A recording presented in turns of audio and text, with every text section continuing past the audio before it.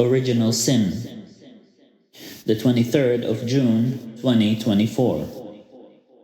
Photography in this age, in reference to the movie Civil War, seems to be a bad driver or influencer on public opinion. Photography and the press in general.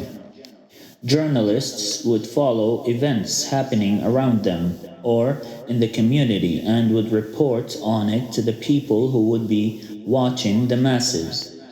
However, even though journalists go through all the trouble of taking the photos, videos, or reporting, they still sell the news to the highest bidder or to the agency who pays the journalists more money. In a similar manner, workers work for those who pay them more money. Still, if journalists who are supposed to deliver the news transparently to the public, they would be selling the news. What if the agency's agenda is to sugarcoat the news or falsify the information provided to them by the journalists, like news agencies in Syria and other conflict areas? Some agencies thrive on driving public opinion in accordance with some political agendas. Why use bombs? It is ironic to see the peace sign shown in a movie where violence is being demonstrated by the actors to showcase a civil revolution. It is difficult to see a movie produced in 2024 speaking about civil war without comparing it to the war in Gaza. I keep thinking whether the directors have adapted any of their footage to highlight the war or whether it is only about the US in reference to the movie Civil War. Journalism in this movie seems to be very pointless. Who would want to see pictures of a destroyed area in the US when it does reach the US?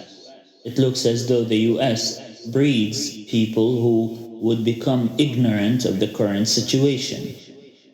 No, I'm trying to analyze said current situation. Is it not through interpretation that humans learn to survive? She tells the girl to take a picture of a helicopter which fell on the ground in a devastated area in Washington, D.C. She is a U.S. citizen, and to her it should have been over by then. The U.S. had fallen into civil war. The capital city is abandoned, and people are using weapons against one another for looting. Taking life had become a usual act committed by people rather than love and mercy. It should have been over for them by then, but her journalism makes it an issue. She is dedicated to capturing videos and photos of the current situation, digest it however she can, and then present those photos or videos to the public. Why would the public want to look at these photos? She comments that the picture of the helicopter would make a good photo, and I ask, why? And who would want to see it? If it is to drive public opinion, then what public is it addressing? It would make a good picture for a news article in a newspaper, looked at, but not appreciated, by another world superpower. When there is a civil war, people of the warring parties would be trained to hit their targets. They wouldn't be doing it for the boom-boom effect shown in movies, only to make some gun-shooting sounds to fill in the auditory space. Additionally, journalists would not be so close to the firing range taking photos. The actress is taking pictures of the fight. When one of them was shot and others were trying to bind his wounds, she was taking pictures of the wounded man as though he is a sight to be seen, an actor who is acting a tragic, bleeding scene to be amazed at. This whole movie takes the issue of civil war and flips it around. It does not show people fighting against a tyrant regime. It just shows the government and the police, as well as civilians, killing for the sake of killing. This is a weird connection. A guy who became homeless twice in his life, the first time after his wife stole everything from him, even his car, and left him with his son. Both of them became homeless, that the father had to work hard to secure some money to feed his son. It is sad. It can never be compared to what is happening in Gaza at the moment. He was able to secure an investor for his startup company, but when he wanted to begin his journey, the inventor bailed on him, becoming homeless a second time. While thinking about this, I was wondering whether he was a good or a bad person, somewhat in reference to the issue of why do bad things happen to good people. But at the same time, I'm thinking, what if he was not good? There's always this option or consideration for some reason. A consideration that I do not like, something that I wish I didn't have. Seeing both the good and the bad in people, weighing that on a scale that I set up myself, the scale of good or evil. But when it refers to people, it happens at times that I also think, well, if he wasn't bad, he wouldn't have had that happen to him. Although this consideration does not happen all the time, it is still irritating when it does. We do not know people's hearts and whether or not they were good or bad, but similarly, we cannot say someone is good or bad because that is a generalization we as humans are incapable of. I was reminded of the tree of knowledge of good and evil. Funnily enough, I think it was not that type of tree anyway. When the devil spoke to Adam and Eve and dissuaded them, he said that when they eat from the tree, they would become like angels or become immortal. The first sin is a specific type of sin that erases its own self.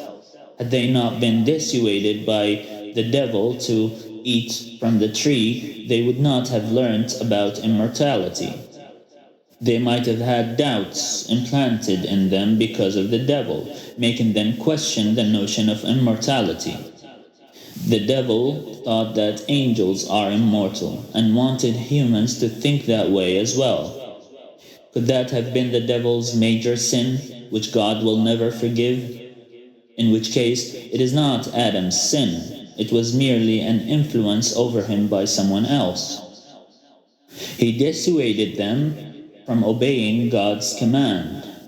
But that sin was the reason why Adam and Eve began living on earth, how they became the vice-regents of God on earth. The two names, the ever-living and the sustainer. Immortality is only due to the ever-living being. All other beings are creations that do not have this attribute. The unbelievable life of the soldier who couldn't be killed is a video on YouTube which triggered this discussion.